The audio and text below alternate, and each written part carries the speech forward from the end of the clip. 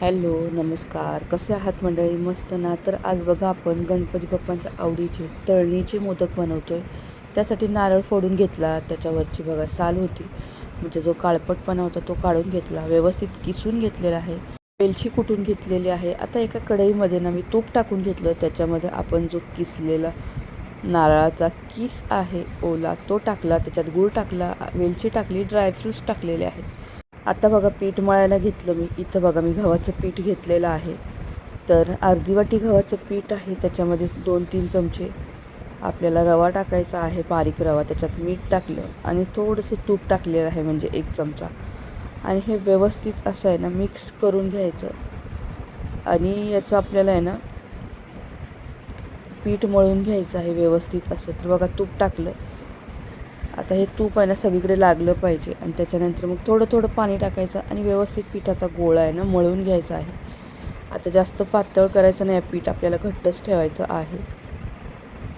आणि हे मोदक आहेत ना पटकन तयार होतात, त्याला वेळ लागत नाही. त्यासाठी ही पद्धत एकदम परफेक्ट आहे. पीठ आपलं झालेलं आहे. आता याचे आहेत ना छोटे छोटे गोळे करून घ्यायचे. बघा मी असा मोदक पण बनवून घेतला, तर तुम्हाला दाखवते की मी कसा बनवलेला आहे ते. एक छोटा गोळा घेतलेला आहे. आता लाटून घ्यायचा आहे, पुऱ्यांसारखं लाटायचं आहे छोटा छोटा.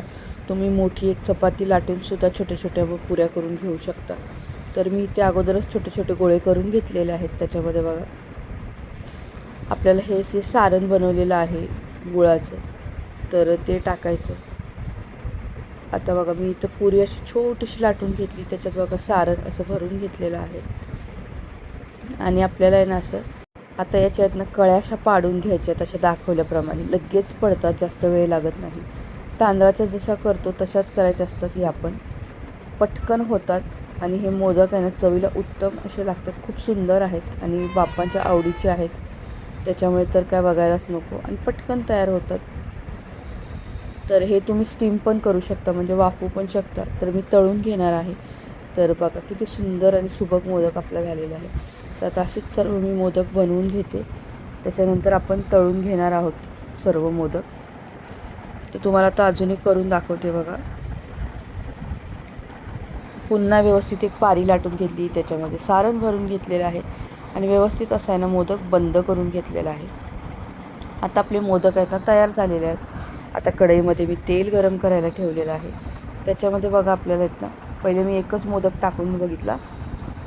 तेल व्यवस्थित असं गरम असावं. आता त्याच्यामध्ये बघा असे जेवढे बसतील तेवढे टाकायचे मोदक, आणि व्यवस्थित असे आहेत ना दोन्ही बाजूनी व्यवस्थित भाजून घ्यायचे. कच्चे काढायचे नाहीत आपल्याला. व्यवस्थित लालसर रंग आला की आपल्याला हे बाहेर काढायचे आहेत.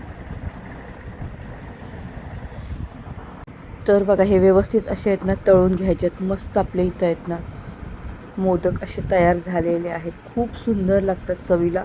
उत्तम अशी रेसिपी आहे. तुम्ही हे वाफवले तरीसुद्धा चालतील. तर हे मोदक बाप्पांच्या आवडीचे आहेत. तर तुम्हीसुद्धा तुमच्या घरी नक्की ट्राय करा.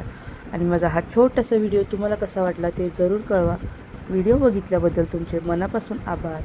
श्री स्वामी समर्थ. गणपती बाप्पा मोरया.